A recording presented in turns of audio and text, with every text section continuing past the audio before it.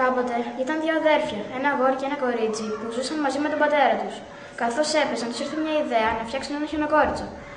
Αφού το έφτιαξαν, σκέφτηκαν ότι θα τους ήταν πολύ ευχάριστο αν είχαν ένα φίλο να παίζουν. Έτσι, ευχήθηκαν το χιονοκόριτσο να γίνει άνθρωπος.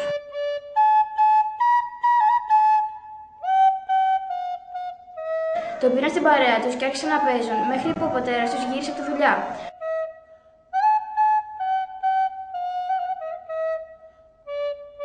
Πήρε το χιονοκόριτσο και το έβαλε στο σπίτι για να ζεσταθεί. Το πήγε κοντά στο τζάκι και εκείνο άρχισε να λιώνει, ώσπου έγινε νερό.